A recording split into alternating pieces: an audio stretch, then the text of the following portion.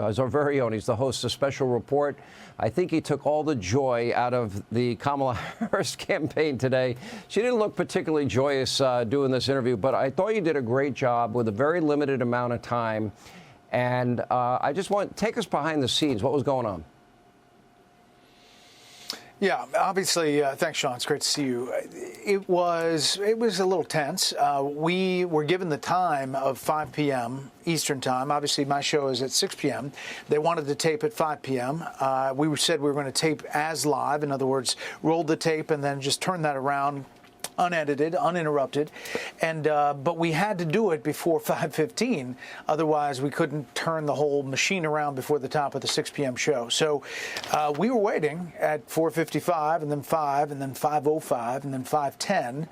At 5:17, the vice president walked out. So it did feel a little bit like they're icing the kicker or trying to. And originally they were talking about 25 minutes and they gave us 20 minutes. And I was fine with any time. I was really happy to get the interview.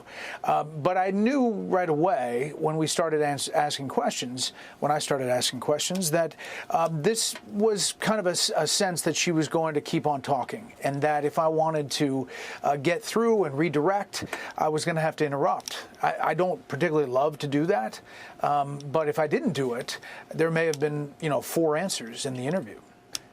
Well, I don't really think you had any choice. And for people that don't understand the time in TV, if somebody's trying to filibuster or avoiding a direct question, which you did repeatedly, or just going off and using that moment or every moment to attack her opponent, as I think she did often in this, what I did like about what you did, I'm guessing you probably had 50 questions in your arsenal that you were ready to ask, questions you would have loved to have gotten to. Yeah, I'm guessing. 75. But what I noticed, and I think you had to do, is, for example, you did spend a significant amount of time on immigration. Now, I played a lot of tape at the beginning of this show. She wants to decriminalize illegal immigration. She said it in her own words. She wants free housing, health care, education, sex change surgeries. She's on tape saying it. You brought up Tim Walz's position, driver's licenses, free college, a path to citizenship, amnesty. They rescinded all of the Trump and they said it proudly, all of the Trump policies that were working. Trump's chart that he loves so much shows that. That's the chart that saved his life in Butler, PA. And she just denied it and wouldn't answer. And I was more shocked at her lack of apology to people that died by these unvetted illegal immigrants that came in because of their policies. Yeah. So I studied how she's answered immigration before, and it really does go through a TikTok. She says when they first arrive in office, they put forward this bill, and it didn't go through. But she doesn't talk about the bill. It was an amnesty bill for 11 million illegal aliens inside the country over 8 years. They had control of the White House, the Senate, and the House, and yet the Democratic leadership didn't put that bill forward, and the White House really didn't even push it. But she starts there, and then she says there's this evolution. She tried to do all these things with the president, and then they had this comprehensive effort, this bipartisan bill. The bipartisan bill was voted against by 8 Democrats, and it had some major problems that conservatives didn't like. There were about 1.8 million illegal immigrants that would be let in every year, and there were all kinds of other stipulations that conservatives didn't like, so it didn't have a chance. She says that these things happened very quickly. The one bill and the other bill, there were 3.5 years in between them. And in that time, 94 executive orders were rescinded, among them catch and release and remain in Mexico. And that's why a lot of these people were released. It's, there's different numbers, but if you go by the Homeland Security Secretary, 85% of the apprehensions, it's more than 6 million people. And some of them committed heinous crimes. And that's why I wanted to go down that road at the beginning. And I spent a lot of time on it, but I thought nobody else would go into that depth, and I figured it was worth it. I think it was enlightening, and I think if you didn't follow up and you didn't press it and you didn't inform viewers about what was actually in that bill, because you're right, she gives the same answer. The only answer that I got to give her credit she didn't use is she didn't say, did you know I came from a middle-class family?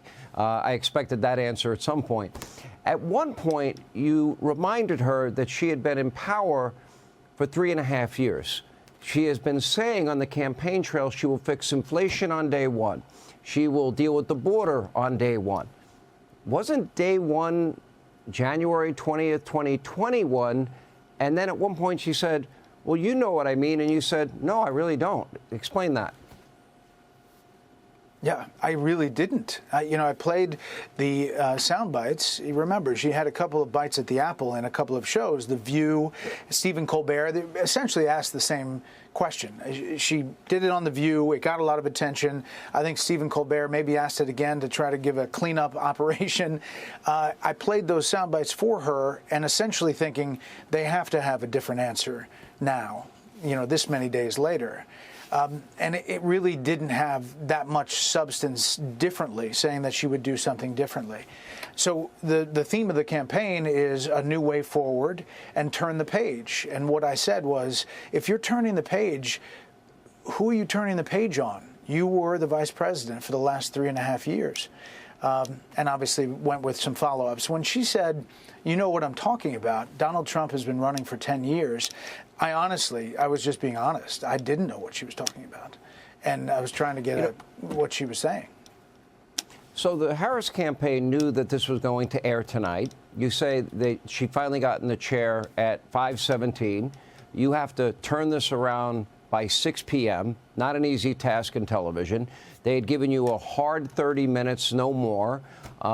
And my understanding is they were actually, even trying to wrap you up. Actually, it was 25, and then it went to 20. Oh, so they cut back on the time, and you know that they're cutting back. It's not exactly easy. How did it end?